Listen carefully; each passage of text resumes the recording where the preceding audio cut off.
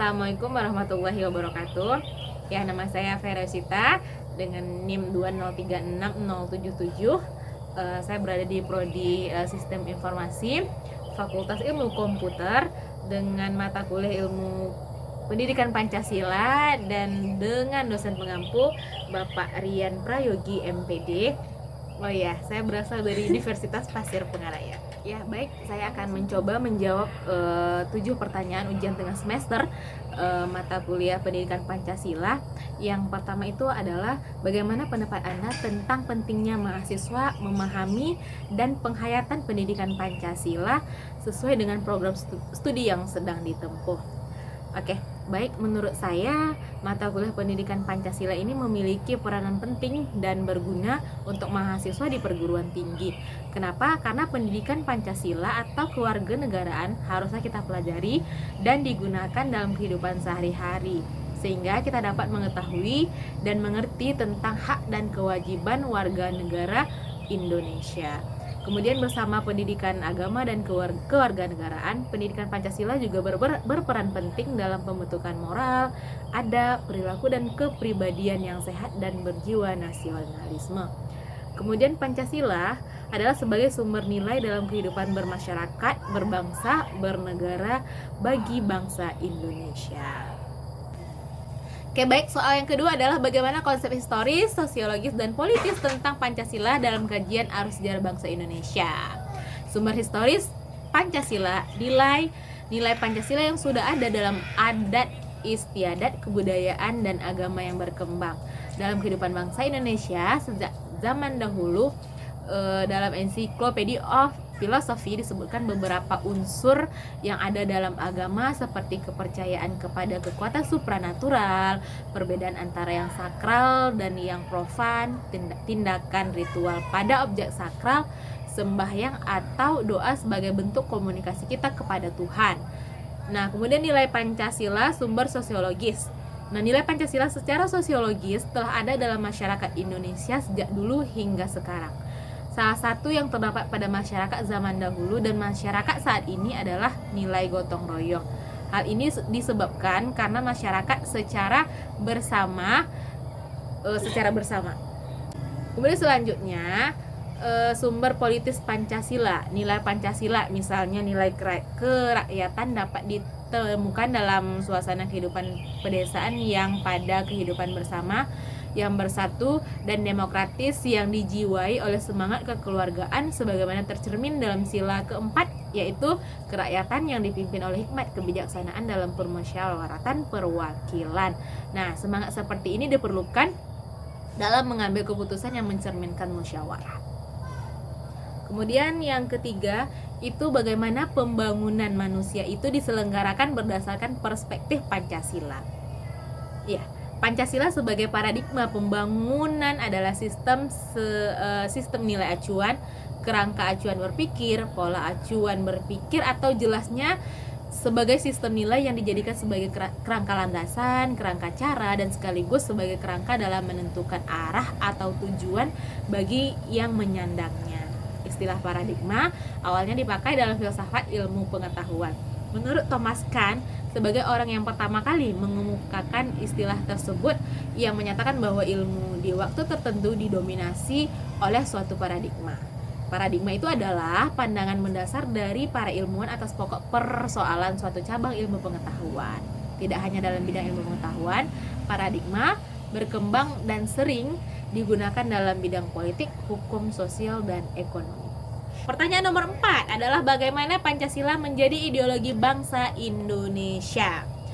Nah, mengutip jurnal Pancasila sebagai ideologi negara dan relevansinya dengan kondisi saat ini, tulisan Cholisin ya pada tahun 2011, ideologi merupakan pandangan, keyakinan, cita-cita, dan nilai yang hendak diwujudkan dalam kenyataan hidup konkret. Pancasila dijadikan sebagai ideologi bangsa karena kelima sila di dalamnya bukan merupakan hasil pemikiran seseorang atau sekelompok orang. Namun, Pancasila diangkat dari nilai adat istiadat, nilai kebudayaan, dan nilai religius yang terdapat dalam pandangan hidup masyarakat Indonesia sebelum membentuk negara. Dengan kata lain, unsur-unsur yang membentuk Pancasila diangkat dari pandangan masyarakat Indonesia sendiri.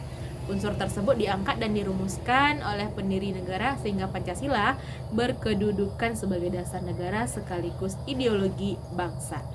Di sisi lain, Pancasila juga mengandung doktrin, ajaran, teori, dan ilmu tentang cita-cita bangsa yang disusun secara sistematis dan diyakini kebenarannya sehingga dapat dijadikan sebagai ideologi bangsa. Pertanyaan kelima, bagaimana pemahaman dan penghayatan nilai-nilai Pancasila sebagai ideologi bangsa di kalangan mahasiswa, elit politik, dan pengusaha? Nah, iya, di sini beberapa pengertian Pancasila. Yang pertama itu secara etimologis. Secara etimologis itu atau menurut logatnya, Pancasila ini berasal dari bahasa India, ya ini bahasa Sangskerta, bahasa kasta Brahmana, sedangkan bahasa rakyat jelata Prakrta. Ismaun ya dalam buku Nur M.S. Bakri, Pancasila Yuridis Kenegaraan 1985. Menurut Profesor Haji Muhammad Yamin, di dalam bahasa Sangskerta, perkataan Pancasila ada dua macam arti, yaitu yang pertama ada panca, artinya 5. Kemudian sila dengan huruf I biasa, huruf I pendek artinya itu batu sendi, alas atau dasar. Sila dengan huruf I panjang artinya peraturan tingkah laku yang penting, baik ataupun senonoh. Sila dengan huruf I panjang artinya peraturan tingkah laku yang penting, baik ataupun senonoh. Nah, dari kata sila ini dalam bahasa Indonesia menjadi susila, yang artinya tingkah laku yang baik. Nah, dengan demikian maka perkataan Pancasila dengan huruf I biasa berarti berbatu sendi yang 5, berdasar yang 5, atau 5 dasar. Nah, itulah dasar awalnya makna Pancasila, ya arti Pancasila. Sedangkan Pancasila dengan huruf I panjang berarti 5 aturan tingkah laku yang penting. Nah, kemudian pertanyaan yang keenam itu adalah bagaimana Pancasila menjadi dasar negara Republik Indonesia. Nah, sebagaimana yang kita tahu, Pancasila dijadikan sebagai dasar negara Indonesia karena sesuai dengan jiwa bangsa Indonesia sendiri. Demikian menurut Teguh Prasetyo dan Ari Purnomosidi dalam membangun hukum berdasarkan Pancasila, seperti dikutip dari buku Memahami Pancasila karya Faiz Yonas Boa dan Sri Handayani RW. Pancasila sebagai dasar negara mempunyai pengertian sebagaimana dimaksud pada pembukaan Undang-Undang Dasar 1945 alinea keempat. Dalam buku Pancasila sebagai ideologi dan dasar negara karya Ronto, Pancasila sebagai dasar negara juga memiliki sejumlah makna. Nah, makna Pancasila sebagai dasar negara, yang pertama itu sebagai dasar menata negara yang merdeka dan berdaulat.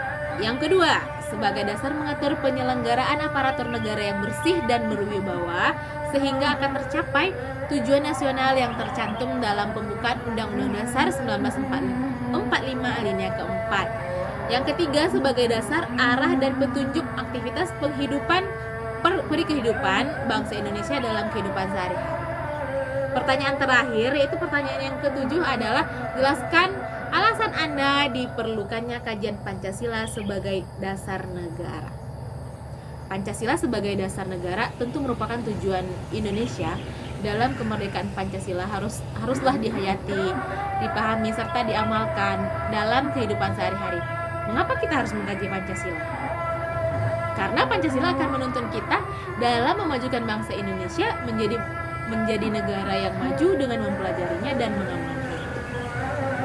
Nah, baik, itulah tadi 7 pertanyaan ujian tengah semester pendidikan Pancasila, dan telah saya jabarkan dan telah saya jawab menurut pendapat saya. Jika ada kekurangan atau masih ada salah dalam penyampaiannya, saya mohon maaf. Saya akhiri dengan Assalamualaikum warahmatullahi wabarakatuh.